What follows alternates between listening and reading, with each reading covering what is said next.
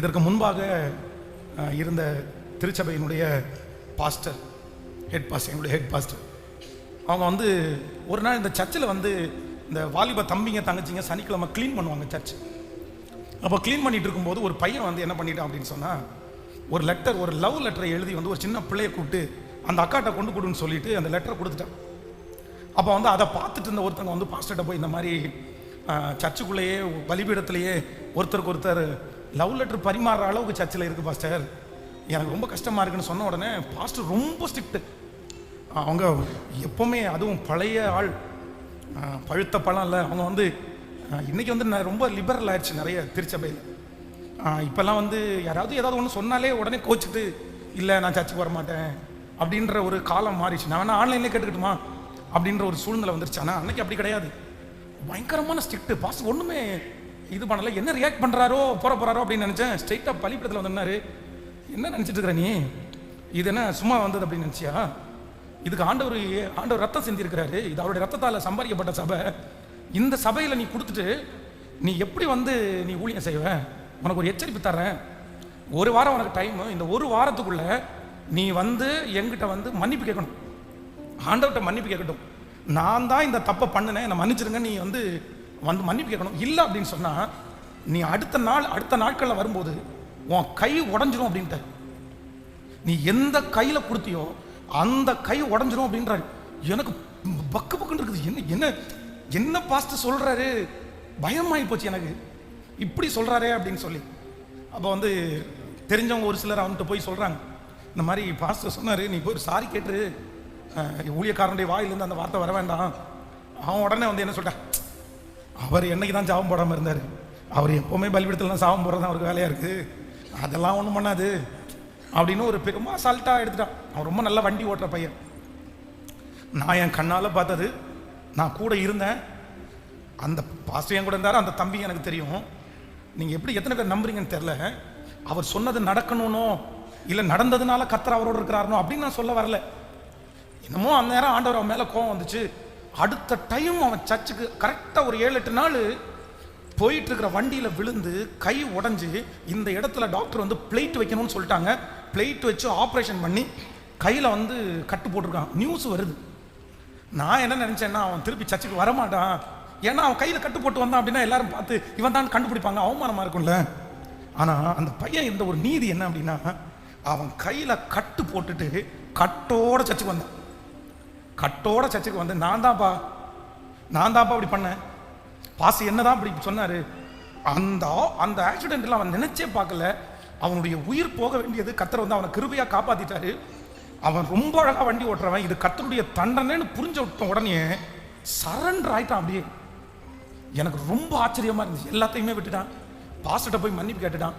இன்றைக்கு ரொம்ப நல்லா ஆண்டவர் அவனை ரொம்ப ஆசீர்வாதமாக வச்சிருக்கிறாரு. ஆனால் இந்த வாலிப தம்பி தங்கச்சி பெரியவங்க எல்லாருமே ஆண்டவர் வந்து சரி மிஸ்டேக்கு கூட நமக்கு வராதுன்னு சொல்ல முடியாது. நம்ம மாம்சமான மனிதர்கள், நம்ம எல்லாம் வந்து ஒரு வானத்திலேருந்து இறங்கினவங்களும் அப்படிலாம் கிடையாது. ஆனால் அவ்வளோ பெரிய தப்பை பண்ணிட்டு இந்த திமிரு பேச்சு என்ன யாரும் பண்ணாதான் நான் பண்ணிட்டேன், இந்த அந்த தாழ்மை ஒப்பு கொடுத்தல் உங்களுக்கு இல்லை அப்படின்னு சொன்னால் கண்டிப்பாக சொல்கிறேன், நீங்கள் வந்து கர்த்தருடைய கோபத்துக்கு உள்ளாயிருவீங்க. இந்த அம்னோன் வந்து தாமார் அவன் தங்கச்சியை கற்பழிக்கிறான். அப்போ வந்து அந்த அந்த சகோதரி அந்த தாமார் என்ன சொல்கிறாங்க, அந்த மனுஷி என்ன சொல்கிறாங்க அப்படின்னா, சகோதரனே வேண்டாம், நீ என்ன இப்படி வந்து தப்பு பண்ணி 2 பேருமே நஷ்டப்பட போகிறோம். ஒன்று பண்ணு, நீ என் மேலே விருப்பப்பட்ட, நீ என் சகோதரனாக இருந்தாலும் உன்னை எனக்கு பிடிக்கலன்னா கூட நான் உன்னை வேண்டான்னு அவாய்ட் பண்ணலை, நான் உன்னை கல்யாணம் பண்ணிக்கிறேன். ஆனால் ஒன்று பண்ணு, அப்பாட்ட போய் பேசு, எப்படியாவது நம்ம கல்யாணம் பண்ணிக்குவோம் அப்படின்னு சொல்கிறாங்க. ஆனால் இவன் வந்து விடலை, உடைய இச்சை மேலே வந்துது. வலுக்கட்டாயமாக அவங்கள பிடிச்சி இல்லை நீ கண்டிப்பாக நான் வந்து என்னோட தப்பு பண்ணியே ஆகணும்னு சொல்லிட்டு கெடுத்துட்டான் அந்த பிள்ளைய. சரி, இந்த கேர்ள்ஸு ரொம்ப கவனமாக இருங்க. நிறைய பேர் உங்களிடத்துல பழகிறது வந்து லாஸ்ட் கடைசியில் உங்களுடைய கற்புக்காக தான் இருக்குன்றத மறந்துடாதீங்க. ரொம்ப கேர்ஃபுல்லாக இருங்க, ரொம்ப கவனமாக இருங்க. நான் எல்லாரையுமே சொல்லலை, ஆனால் நீங்கள் வந்து பேசி அவங்களுடைய ஆசை வார்த்தைகளில் மயங்கி உங்களுடைய கற்பை இழந்துட்டீங்க அப்படின்னு சொன்னா அதற்கு பிறகு உங்க வாழ்க்கையை நிலைநிறுத்துறது ரொம்ப கஷ்டம். எனக்கு எத்தனை கவுன்சிலிங் வருது தெரியுமா? எத்தனை கவுன்சிலிங் வருது தெரியுமா? கற்பை இழந்து ஒரு ஒரு பிள்ளை அவ்வளவு நேசிச்சு என்ன பண்ணாலும் என் கற்பை மட்டும் நான் இழக்க மாட்டேன்னு அவ்வளோ ஸ்ட்ராங்காக இருந்துச்சு. நீ எனக்கு வாழ்க்கப்பட போறவ தானே, நீ என்ன கல்யாணம் பண்ணிக்க போறவ தானே, ஏன் நம்ம அதை தூரம் வைக்கணும்னு சொல்லி பிரெயின் வாஷ் பண்ணி அந்த பிள்ளையினுடைய சரீரத்தை நாசம் பண்ணிட்டு அதுக்கப்புறம் அந்த பையன் என்ன சொன்னான் தெரியுமா? நீ உங்க அப்பாவுக்கு தெரியாம உங்க அம்மாவுக்கு தெரியாம உன் சரீரத்தில் வந்து நீ வந்து இப்போ என்கிட்ட தப்பு பண்ணல, இதே தப்ப கல்யாணம் ஆன பிறகு நீ பண்ண மாட்டேன்னு என்ன நிச்சயம் இருக்குது. அந்த பிள்ளை அழும்போது அழுறா, அவன் என்ன வேண்டான்னா கூட நான் பொறுத்திருப்பேன், அவன் வந்து எனக்கு உனக்கு பிடிக்கிறான்னா கூட பொறுத்திருப்பேன், ஆனா இவ்வளவு தூரம் ஸ்ட்ராங்கா இருந்த என்ன இவ்வளவு அழகா பேசி அவன் வலைக்குள்ள போட்டுட்டு கடைசியில வந்து நீ இதே தப்பை நீ பண்ண மாட்டேன்றது என்ன நிச்சயம்னு கேட்கறான்.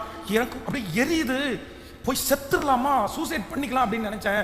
கரெக்டா போகும்போது நீ ஏன் சாகணும் அப்படின்ற ஒரு செய்தியை, உங்க செய்தியை நான் யூடியூப்ல கேட்டேன், எடுத்துட்டேன், கையில எடுத்துட்டேன், இன்னைக்கு முடிஞ்சிருவேன், செத்துடணும்னு முடிவு எடுத்தேன். அந்த ஒரே ஒரு செய்தி வந்து என்னை திரும்ப வந்து நிக்க வச்சிருக்குது.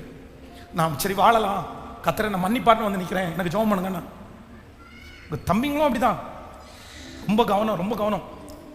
ஒரு மிஸ்டேக் வந்து சரி சகஜமா, ஆனா அந்த துணிகரா இருக்கு பாரு, இதுக்கு எப்பவுமே ஆண்டவர் வந்து உடந்தையாகவே மாட்டார்.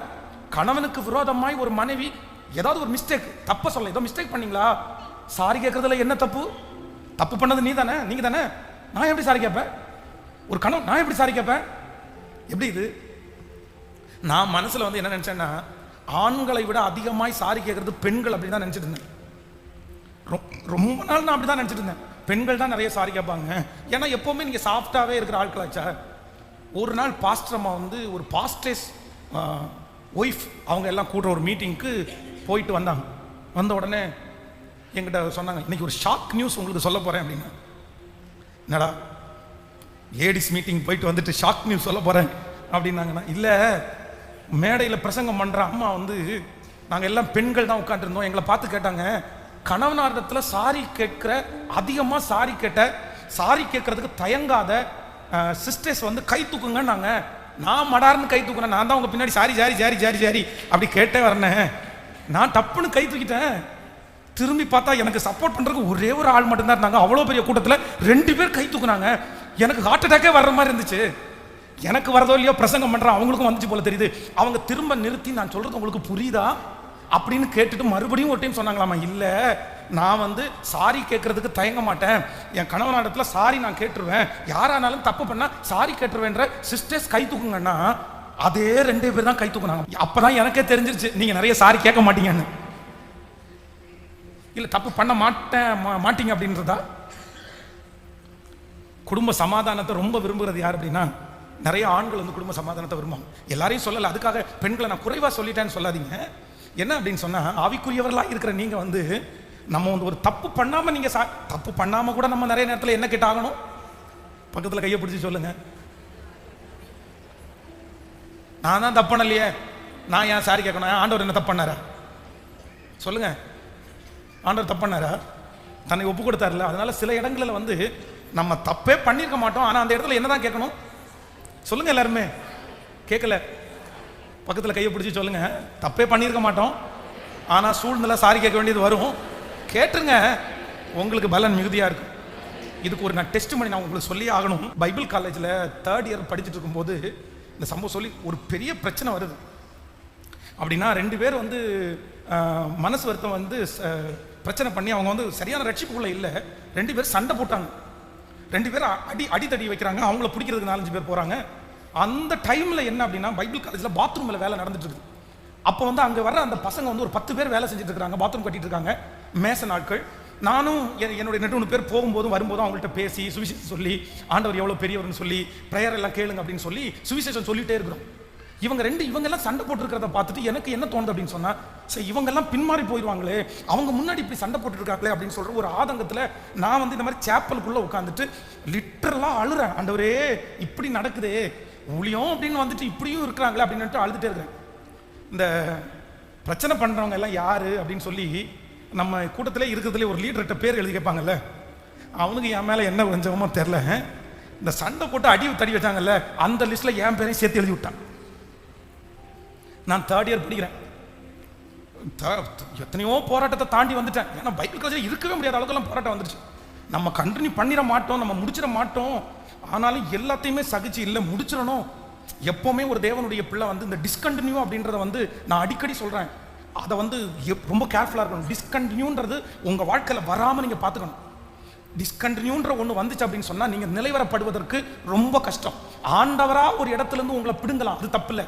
ஆண்டவராக ஒரு இடத்துலேருந்து உங்களை எடுப்பார், அது தப்பு இல்லை. ஆனால் நீங்களா அவ்வளவு சீக்கிரமா சோதனை பிரச்சனை, இங்க நமக்கு வேண்டாத ஆட்கள் இருக்காங்க, நம்மளை பகைக்கிறாங்க அப்படின்னு நீங்க டிஸ்கண்டினியூ பண்ணிடவே கூடாது. சகிக்கணும், இருக்கணும். ஏன்னா ஏற்ற காலத்தில் அவர் உங்களை உயர்த்தும்படிக்கு அவருடைய பலத்த கைக்குள்ள நீங்க என்ன பண்ணணும்? அடங்கி இருக்கணும். அதுக்கு தான் அந்த சோதனையே வருது, அதுக்கு தான் அந்த பிரச்சனையே வருது. இப்போ எழுதி கொடுத்துட்டாங்க ஒரேடியா, டீச்சர்ஸ் எல்லாம் சொல்லிட்டாங்க, ஒரு 7-8 பேர், நீங்கள் 8 பேரும் வந்து அவ்வளோதான், காலேஜை விட்டு உங்களை அனுப்ப போகிறோம், நீங்கள் கிளம்பிடுங்க, நீங்கள் ஊழியம் செய்கிறதுக்கு லாய்க்கு இல்லை, உங்களை ஊழியத்துக்காக நான் வச்சுருக்க மாட்டோம். இப்படி இங்கே நீங்கள் இவ்வளோ கோபமாக இருந்தீங்கன்னா நீங்கள் போய் என்னத்தை விசுவாசி செய்ய போகிறீங்க? ஸ்ட்ரிக்டாக அனௌன்ஸ்மெண்ட் பண்ணி யாரையுமே டிஸ்கண்டினியூ பண்ணிடுவோம், உங்களுடைய சர்டிஃபிகேட் கொடுத்துறோம், நீங்கள் கிளம்பிடுங்க. சர்டிஃபிகேட்னா நம்ம கொடுத்த சர்டிஃபிகேட் கொடுத்துறோம், கிளம்பிடுங்கன்ட்டாங்க. எனக்கா பக்கு பக்கு பக்கு பக்குன்னு அடிக்குது. என்ன பண்ணுறதுனே தெரில. நான் போய் அந்த பிரச்சனை பண்ணுறேன், அவங்களோட பேசிகிட்டு இருக்கிறேன். அவங்க ஒவ்வொருத்தரும் வேறு எந்த பைபிள் காலேஜுக்கு போகலான்னு பிளான் பண்ணிட்டு உட்காந்துருக்காங்க. சரி இங்கே முடிச்சுன்னா நான் அங்கே போகிறேன், நான் அங்கே போகிறேன். ஏய், எங்கள் பாசெல்லாம் ஒன்று அருவா வச்சு என்ன வெட்டியே கொண்டு வர ஃபஸ்ட்டு. 2வது நான் போகவே முடியாது. பைபிள் காலேஜ்லேருந்தே இவன் டிஸ்கண்டினியூ பண்ணிட்டு வந்தான் அப்படின்னா சர்ச்சில் உள்ளவங்கெல்லாம் என்ன நினைப்பாங்க? ஏன்னா ஊழியத்துக்கு போய் பைபிள் காலேஜில் போய் டிஸ்கண்டினியூ உன்னை கெட்ட பேர் சொல்லி அனுப்பிட்டாங்கன்னா நீலாம் என்னடா ஊழியம் பண்ண, எவ்வளோ கேவலம். அதெல்லாம் ஓடிட்டே இருக்குது. போய் நேராக போய் கெஞ்சினேன் நான். எனக்கு எப்படியாவது இன்னும் பைபிள் காலேஜ் முடிக்கிறதுக்கு ஒரு 15 நாள் தான் இருக்குது. எக்ஸாம் 7 நாள் முடிச்ச உடனே பைபிள் காலேஜ் முடிஞ்சிட்டு 3rd இயர் முடிஞ்சிட்டு டைரக்டாக கிராஜுவேஷனுக்கு நான் போகிறேன். அவ்வளோதான். 3 வருஷம் இவ்வளோ பாடுபட்டு லீவுக்கு கூட வீடு போகாமல் இருந்துட்டு இந்த 15 நாளில் டிஸ்கண்டினியூ பண்ணுறதுன்றது எவ்வளோ? போய் கெஞ்சி சரி ஓகே அப்படின்னு கொஞ்சம் மனம் இறங்கி அந்த பாஸ்டர் எக்ஸாம் ஃபஸ்ட்டு நாள் நடக்கும்போது, சரி எல்லாருமே எக்ஸாமுக்கு ரெடியாக இருக்கிறீங்க, எக்ஸாம் ஸ்டார்ட் பண்ண போகிறோம். அதுக்கு முன்னாடி இந்த மாதிரி நம்ம காலேஜில் பிரச்சனை பண்ணிட்டாங்க, அவங்கள டிஸ்கண்டினியூ பண்ணி வெளியே அனுப்பலான்னு தான் நினச்சோம். ஆனாலும் கடைசியாக ஒரு மன்னிப்பு கொடுக்குறோம். அவங்க எல்லாரும் எழுமி நின்று ஒவ்வொருத்தரும் தங்களுடைய அப்பாலஜி அப்படின்னா மன்னிப்பு கடிதத்தை சொல்லுவாங்க.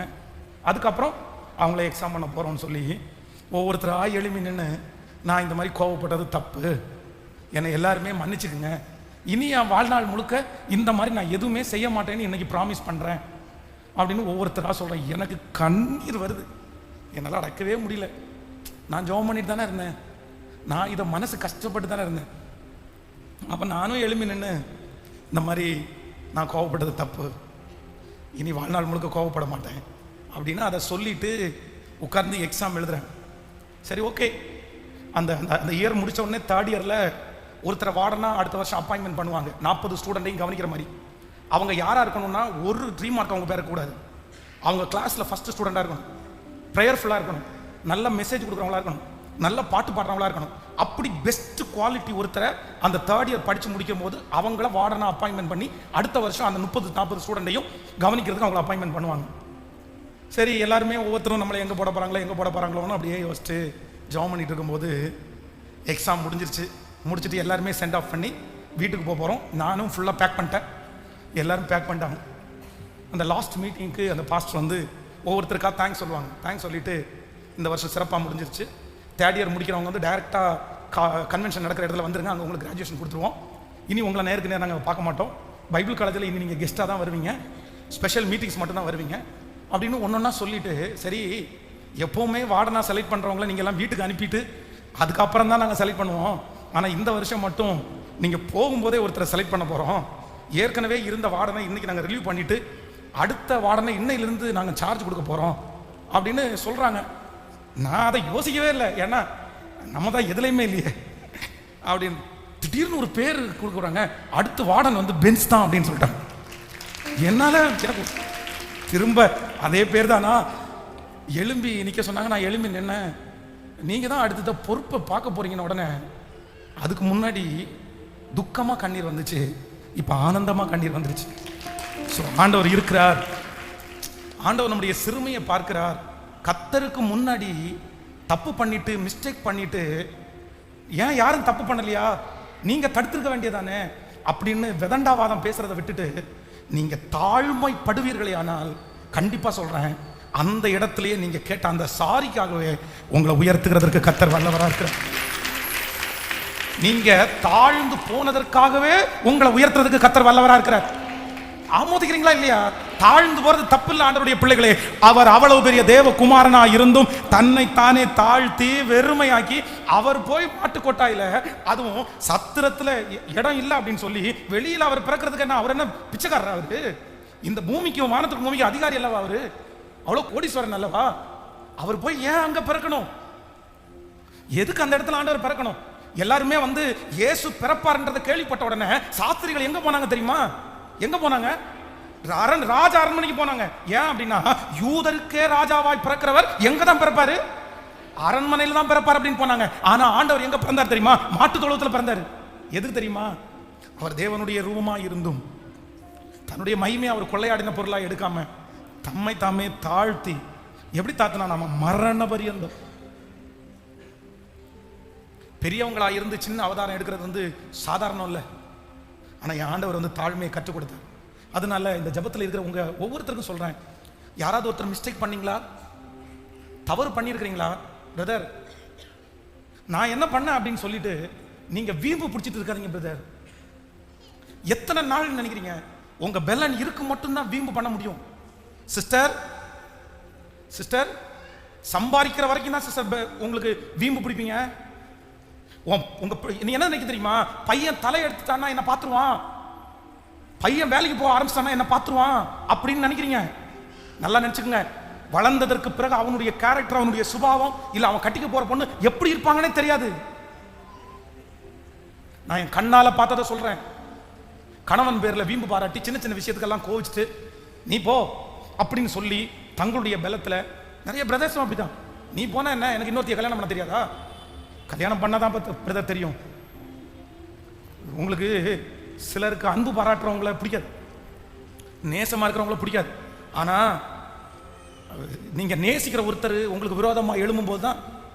அதனால ஆண்டவர் வந்து தேவனே நொறுங்குண்டதும் நறுங்குண்டதுமான இருதயத்தை நீர் புறக்கணீர். ஆண்டவர் எந்த இருதயத்தை புறக்கணிக்க மாட்டாராமா? சொல்லுங்க எல்லாருமே சத்தமா இந்த வசனத்தை சொல்லுங்க பார்க்கலாம். தேவனே நொறுங்குண்டதும் நறுங்குண்டதுமான இருதயத்தை நீர். அப்படியே இந்த சர்ச்சில் இந்த ஜபத்தில் எந்த வாலிப தம்பி நான் மிஸ்டேக் பண்ணிட்டேன் ஆண்டவரே, அந்த ஆயக்காரனை போல் தூரத்தில் இந்த கண்களை ஏறெடுக்க துணியாமல், ஆண்டவரே பாவியாகிய என்மேல் சொல்லுங்க. உடனே ஆண்டவர் பாருங்க, ஆண்டவர் வந்து உடஞ்ச உள்ளத்தை தான் பார்க்குறாரு, தாழ்மையான இருதயத்தை தான் பார்க்குறாரு. எனக்கு அந்த சூழ்நிலையை வாய்க்காம இருந்திருக்க வேண்டியதானே அப்படின்னு கேட்காதீங்க. கர்த்தருக்கு முன்பாக தாழ்மைப்படுங்கள், அப்பொழுது அவர் உங்களை என்ன பண்ணுவார் சொல்லுங்க சத்தமா. வாலிப தம்பி, உன்னை தூக்கி எடுக்கணும்னு நீ விரும்புறியா? அந்த பாசு தப்பனலையா, இந்த பாசு தப்பனலையா, இந்த ஊழியக்காரங்க தப்பனலையா, இந்த விசுவாசி தப்பனலையான்னு கேட்கறத விட்டுட்டு என்ன படு அப்படின்னு சொன்னா, நேர போய் விழுந்துரு, நேர போய் விழுந்துரு. நீ அழும்போது பக்கத்தில் இருக்கிறவங்க தப்பா நினைச்சா கூட பரவாயில்ல, நீ சாஷ்டாங்கமா விழும்போது இவன் மிஸ்டேக் பண்ணா நினைச்சா கூட பரவாயில்ல, அதை பற்றியெல்லாம் நீ கவலைப்பட வேண்டாம். நான் நம்புறேன் உங்களை நீங்க உடைய உடைய உடைய கர்த்தர் உங்களை என்ன பண்ணிட்டு இருப்பாருன்னா, கர்த்தர் உங்களை உருவாக்கிட்டே இருப்பாரு. நீங்க தாழ்ந்து போக போக கர்த்தர் உங்களை உயர்த்திட்டே இருப்பாரு. இது ஆண்டவருடைய பெரிய பாலிசி. கர்த்தர் இதை தனக்காகவே வச்சிருக்கிறார். அவரிடத்துல போய் இரக்கமா கை கட்டி நின்னோன்னா அவர் என்ன தகப்பன் அப்படின்னா, தகப்பன் தன் பிள்ளைக்கு இறங்குவது போல அவர் நமக்கு இறங்குகிற கர்த்தர். ஹல்லேலூயா. எத்தனை பேர் ஆமோதிக்கிறீங்க? எத்தனை பேர் ஆமோதிக்கிறீங்க? பரவாயில்ல பரவாயில்ல பரவாயில்ல பரவாயில்ல பரவாயில்ல. அதான் இந்த மூக்கு மேல ரோசம் வர்றது இதெல்லாம் வந்து வேண்டாம். கொஞ்சம் கொஞ்சமா கொஞ்சம் கொஞ்சமா கொஞ்சம் கொஞ்சமா எப்பாவது ஒரு டைம் வந்து பக்கத்தில் கையை பிடிச்சி சொல்லுங்க. அதை ரியலைஸ் பண்றது வந்து நல்லது. சொல்லுங்க, நல்லா கேள்வி சொல்லுங்க. அட்லீஸ்ட் அதை ரியலைஸ் பண்றதுக்குரிய ஒரு இருதயமாவது உங்களுக்கு என்ன பண்ணணும்? நான் பிடிச்ச முயலுக்கு, நான் பார்த்த முயலுக்கு 3 கால் தான். ரியலைஸே பண்ண, ஆனா அது பண்ணணும், அது பண்ணணும். நான் பண்ணது தப்பு தான் அப்படின்னு ரியலைஸ் பண்றதை கர்த்தர் விரும்புகிறார். ஹல்லேலூயா. ரியலைஸ் பண்ணிட்டீங்க அப்படின்னா உடனே இம்மிடியேட்டா போய் சாரி சாரி சாரி சாரி எழுப்பி நிற்கலாமா?